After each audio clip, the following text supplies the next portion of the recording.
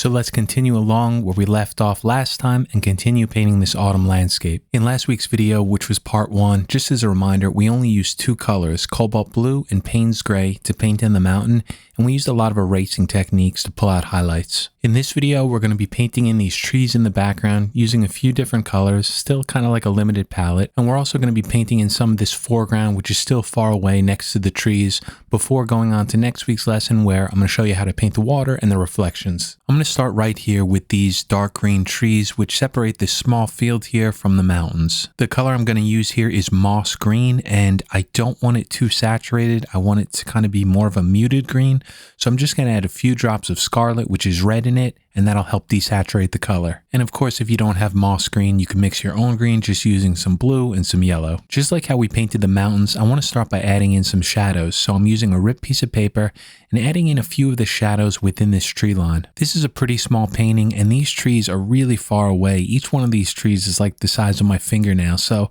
they're really small. We're not going to get carried away with detail here, but we just want to get these darker values in to just kind of create the impression that it looks like some trees are there in that background before the mountain. You can see I'm leaving some gaps, some lighter areas of green here in between the trees. Those are going to be the highlight areas. We're going to use an eraser later to pull out some paint there and then glaze some green on top. But it's a good idea to leave some paint off this area for now, just so it's easier to erase. Once I have a few of these markers in where the shadows and the highlights are, I'm just adding a bunch of small, very soft dots with my airbrush. I want to keep these soft, make it look like it's far away. I'll be using a texture template later on, but for now, these trees are really far away, and when things are far away, the atmosphere kind of makes them softer, so we're just going to use the airbrush freehand here to spray these in. And I just use the edge of a piece of paper just to help spray in that thin, sharp line separating the trees here. When you look at pine trees or evergreen trees from far away, they all kind of have this very narrow triangle shape where they're thin on top, and as they move down lower, they just get wider. And toward the bottom of the trees, all these values, highlights, and shadows kind of converge together, and you just get masses of abstract shapes. It just looks like lighter areas and darker areas. Now, I want to point out that the trees I'm painting in now are darker than the mountain behind them. So this is very easy to paint in. We just use the green color we mix, spray some wider shapes toward the bottom, and as they move up toward the top of the trees, we spray in thinner lines. But later on, as we move along to the right side of this tree line, you'll see that we have the opposite effect going on where the trees are actually a lighter value than the mountains behind it. So those trees are going to require another step of removing some of the paint along the mountains before we paint them in. But we'll get to that later. For now, let's just finish painting in these trees within the background. In these areas where I left out some highlights, I'm switching over to my electric eraser now and tapping in some textures and some brighter highlights. When I'm adding these in, I'm trying to add all these small dots close together so that when you look at this from a distance, it kind of looks like one large highlight instead of a bunch of small dots. Of course, I am trying to add some randomness into this, but it is controlled. They're all in this one area because even right now, you can see that this looks like a brighter tree that I just sketched in with the eraser. I'm going to add another small tree over to the left here, and I'm using my eraser here just like I did with the airbrush before, but this time I'm erasing out the shape instead of spraying paint in. This is one of the reasons that I always say drawing is so important, because we're using 2 different tools here, an airbrush for darker values and an eraser for lighter values. But with both of them, what we're doing is drawing in shapes. With the airbrush, we're drawing in darker shapes, darker trees in the background.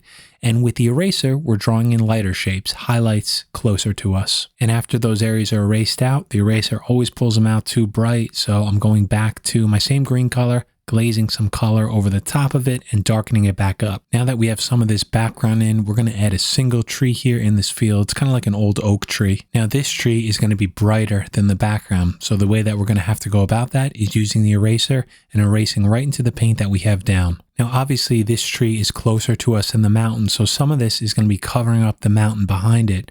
So you can't be scared here to erase into the mountain that you painted before. I'm starting above this tree line into the mountain, and I'm starting to erase out large masses of highlights, a bunch of small dots that I'm placing together. When you're painting a tree that's far away, the concept is kind of similar to the way that you paint hair when you're working on a portrait. Now, what I mean by that is when you're looking at a tree, you're looking at probably millions of leaves, and you don't see all the individual ones. What you do see are masses of leaves together, forming highlights and forming shadows. And when you're looking at a person or a portrait, you're doing the same thing. You're not seeing all those individual hairs, but you're seeing locks of hair, some that are bright catching highlights and others that are in shadow. And each lock of hair consists of hundreds or thousands of individual hair follicles. So as I'm painting in this tree, each one of these small little dots with my eraser is probably like 20 or 30 leaves together. And when I add enough of these dots together, we're just seeing masses of highlight and shadow. And of course, from a distance in a landscape painting, this looks like a tree. I hope that analogy made sense and wasn't too confusing.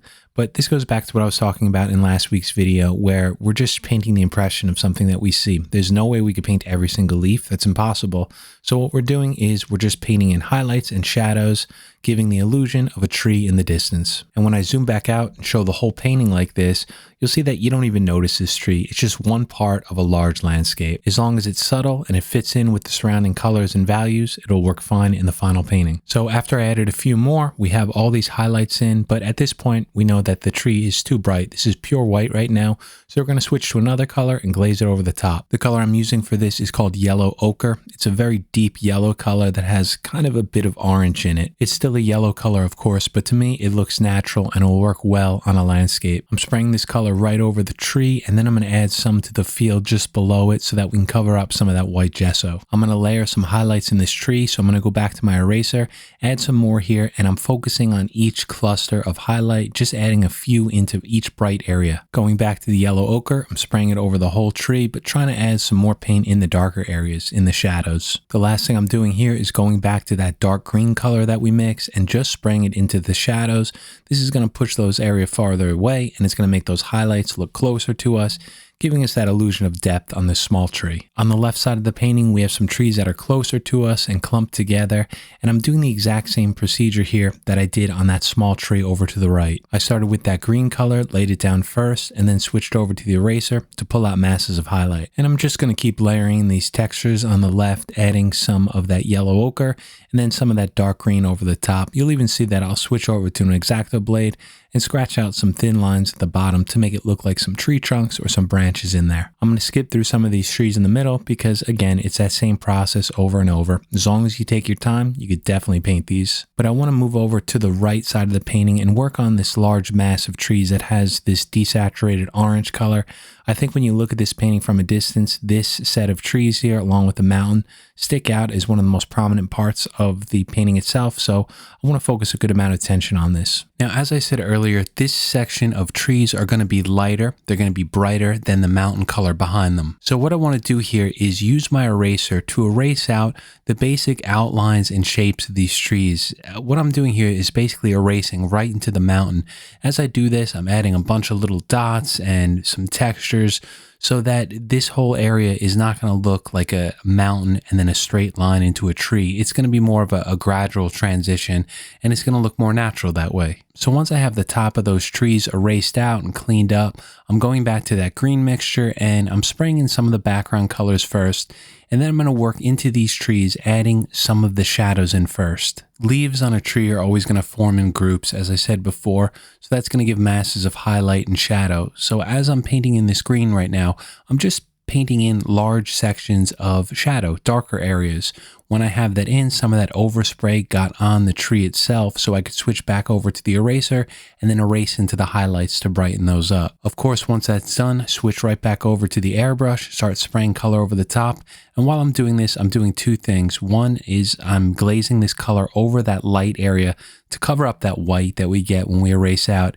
And then secondly, I'm also trying to add in some texture here, maybe within some of the highlights, a few darker shadows, just so it's not too consistent and linear. Now, the great thing about this technique is that we're subtracting the highlights out, meaning that if you don't like an area that you painted, maybe the tree looks a little off, it looks a little strange, you could just use your eraser and add a bunch of texture there and erase out basically the whole tree. I'm doing that in this area right here. I wasn't really happy with those shadows I put in, so you can see right here in this circled section, basically all of this is erased out. But as I erased it out, I still left some texture in there. So now as I switch back to the airbrush and glaze some color over the top of it, we could start making it look more natural. I'm going back to that yellow ochre color and then I'm lightly spraying this over the top.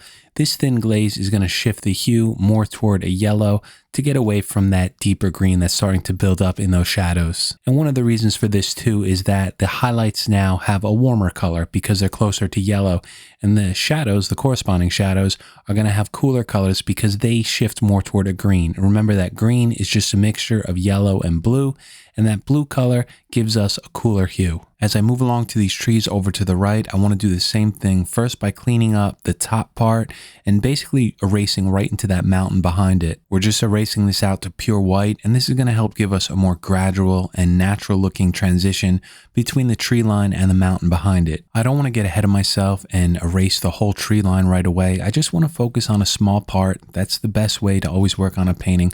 Just focus on one single part so you don't get overwhelmed.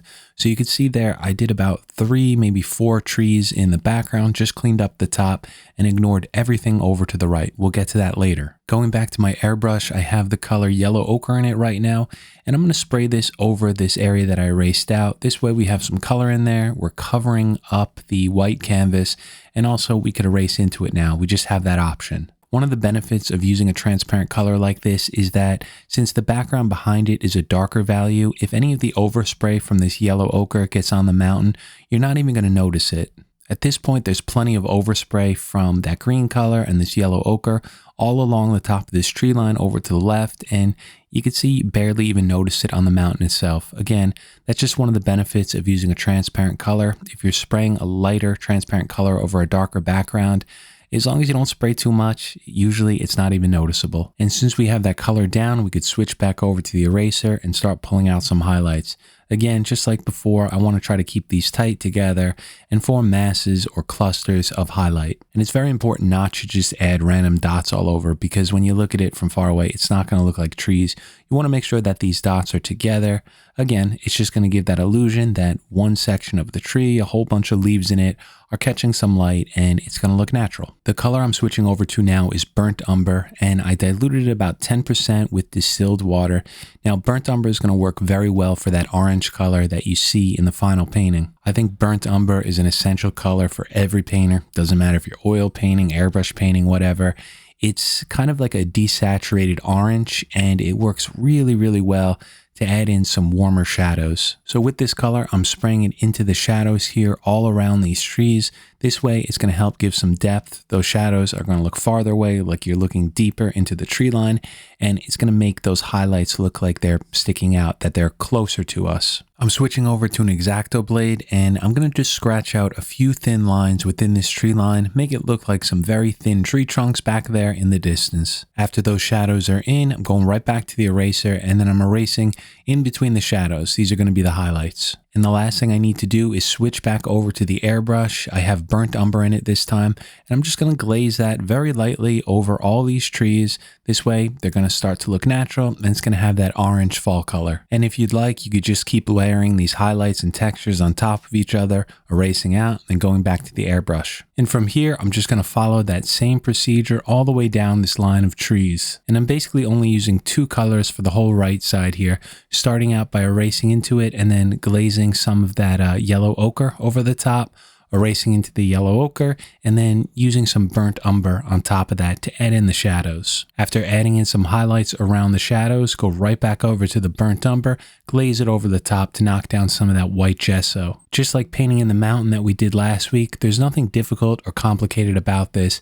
It's all about just taking your time. If there's one secret or trick to painting these in, it's just about not rushing. There's a few very dark shadows here in this section of the trees, so the only other color I'm using here is some sepia, just spraying that into the shadows to darken them up. And since there's like an opening in the foliage here, I just scratched in a few vertical lines to make it look like some tree trunks. And since those get pulled out pure white, you could use some of that sepia color to glaze over the top to knock the values back down, or you could even use some burnt umber. That'll work just as well. And something I like to do is just keep going back over these areas with the eraser and just layering these textures on top of each other. These layers just seem to add a lot more randomness to me, but just remember that every time you use the eraser, you're going to have to go back to your color. In this case, it's burnt umber, and then lightly spray it over the top. And the best part about this is as you erase, if you don't like a part of it, you could just erase all of it and basically start over again.